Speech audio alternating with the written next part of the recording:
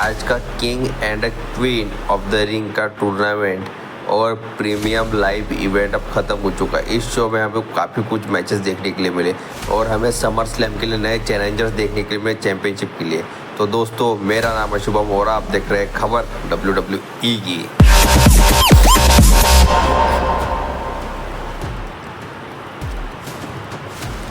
तो शुरू करते हैं। तो सबसे पहले शो को यानी प्री शो में हमें देखने के लिए मिलता है Indi Hartwell versus Jade Cargill और बियांका बिलेर का match for the women's tag team champion. ये मैच WWE ने मेन शो पे क्यों नहीं डाला, ये मुझे समझ नहीं आया, क्योंकि इन चारों सुपरस्टार को जब अमेरिका से सऊदी लेके आए तो मेन शो पे डाल देते, आधा घंटा मैच और खाता, क्या फ़र्क पड़ता। लेकिन मैच की शुरुआत में ही दोनों ताकतवर सुपरस्टार ने यानी इसने बियांका बिलेर ने और जेड कारगिल ने अपनी पावर दिखाई और इंडी हार्टवेल और कैंडिस लेरे को कोई और किसी तरह का मौका नहीं दिया मैच में कि वो अपनी चैंपियनशिप जीत सके। लेकिन कोई वक्त पे इंडी हार्टवेल ने कवर करने की कोशिश की, लेकिन उस पर भी किक आउट हो जा रहा था और इंडी हार्टवेल तो कुछ कर ही नहीं पा रही थी, क्योंकि मुझे उनकी रेसलिंग स्टाइल इतनी खास अच्छी नहीं लगती।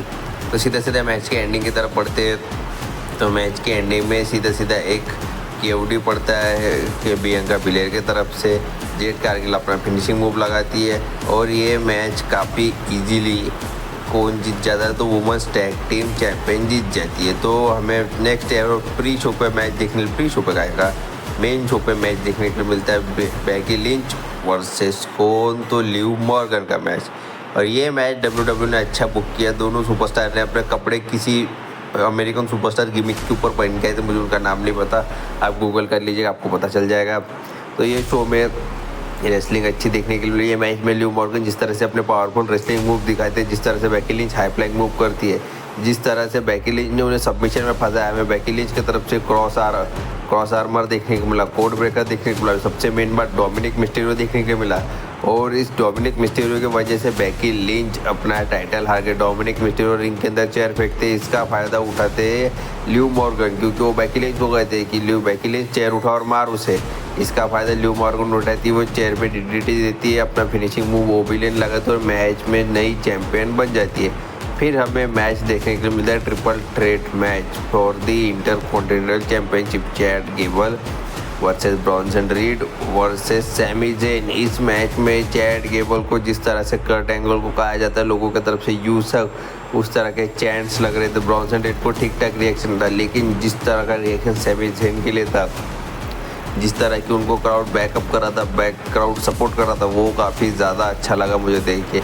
इस मैच में एक वक्त पे ऐसा आया कि ओटिस को चैड गेबल कहते हैं कि इनके ऊपर अटैक कर, और ओटिस ब्रॉन्सन रीड के ऊपर अटैक कर भी देते हैं, क्योंकि यही खास मैच है, खास बात है इस मैच की। क्योंकि स्टोरी टेलिंग जिस तरह ने WWE ने की है वो, और जिस तरह से सैमी ज़ेन कोशिश करते हैं ब्रॉन्सन रीड को पावर बॉम्ब लगाने की, ब्लू थंडर बॉम्ब लगाने की, तो वो उसमें उनके वजन की वजह से नाकाम होते हैं। और फिर मैच के एंडिंग में चैड गेबल सैमी ज़ेन को पकड़ते और कहते हैं ओटिस से नीचे इसके ऊपर अटैक कर, लेकिन सैमी ज़ेन हट जाता है और वो अटैक पड़ जाता है चैड गेबल के ऊपर और सैमी ज़ेन रिंग में जाके ब्रॉन्सन रीड का काम ख़त्म करके अपनी चैंपियनशिप रिटेन कर लेते हैं।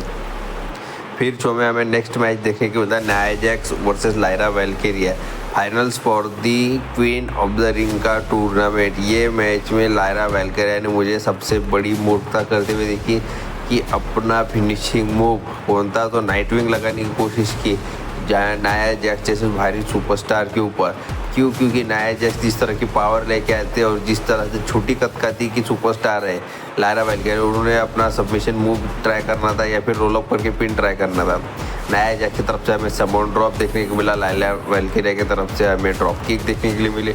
मैच था काफ़ी डिसेंट था, मैच में कोई खराबी नहीं थी, लेकिन एक वक्त पे लायरा वेलकेरिया ने मैच के ऊपर काफ़ी ज़्यादा पकड़ बना ली थी, लेकिन जब नाया जैक्स का फिनिशर पड़ता है तो लायरा वेलकेरिया ख़त्म हो जाती है और new women's queen of the ring है नाया जैक्स। ट्रिपल ए जाके उनको ताज पहनाते, उनको हक करते और कान में कहते, और अब हमें वो चैंपियनशिप के लिए चैलेंज करते हुए दिखेंगे समर स्लैम के लिए। और तो हमारा नेक्स्ट मैच है गुंथर वर्सेस रैंडी ऑर्टन का मैच।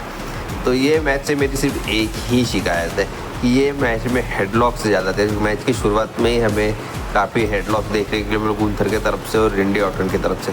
लेकिन जब एक बार मैच ने पेस पकड़ी तो गुंथर के चॉप्स आप जानते हैं, जिस तरह से वो पावरफुल मूव्स करते वो भी आप सब जानते हैं, जिस तरह से रेंडी ऑर्टन आरकेओ करते, जिस तरह से अब क्या क्या बताओ इस मैच में ऐसी ऐसी चीज़ें थी।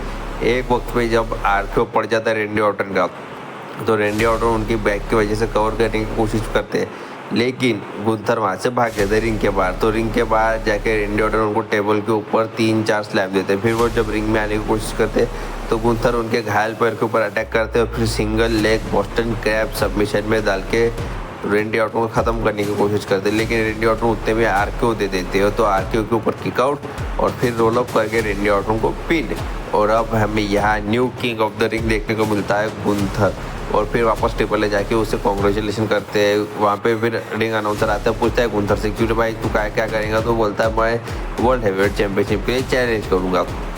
फिर हमें नेक्स्ट एयर शो पे मेन इवेंट देखने को मिलता है Cody Rhodes versus Logan Paul का मैच। अभी हल जलाल कुछ तो बिना सऊदी के सुपरस्टार का, तो वो वहाँ पे रिंग में हमें देखने के लिए मिलते हैं। वो पार्ट टाइम रिंग अनाउंसर का काम भी करते हैं। वो Cody Rhodes versus Logan Paul के मैच में उन दोनों का वेट, उन दोनों का होम टाउन वगैरह बताने का काम करते हैं, जिस तरह से समंता एवंस करती है।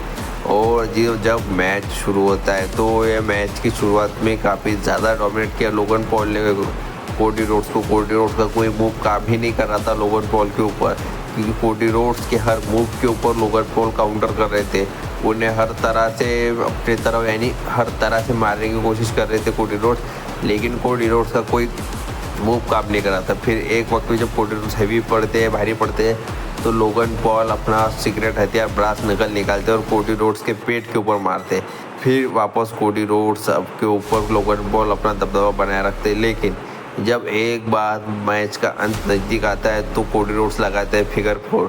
उसके बाद जब लोगन पॉल रिंग के बाहर जाते हैं तो उनको क्रॉस रोड भी लगाते हैं टेबल के ऊपर। फिर कोडी रोड्स के ऊपर लोगन पॉल लगाते हैं टॉप रोप से क्या तो प्रॉक्स स्प्लैश, तभी रेफरी घायल हो जाता है किसी तो मूव के ऊपर। और फिर हमें देखने को मिलता है लोगन पॉल की तरफ से लो ब्लो और वापस वो अपने ब्रास नकल निकालते हैं। फिर से सऊदी के सुपरस्टार आके लोगन पॉल को रोक देते। फिर कोडी रोड्स की तरफ से 3 क्रॉस रोड्स, एक क्रॉस रोड पड़ा, दूसरा क्रॉस रोड पड़ा और तीसरे क्रॉस रोड के ऊपर लोगन पॉल किक आउट नहीं कर पाते और हमें स्टिल अनडिस्प्यूटेड चैंपियन देखने के लिए मिलते हैं कोडी रोड्स। तो दोस्तों ये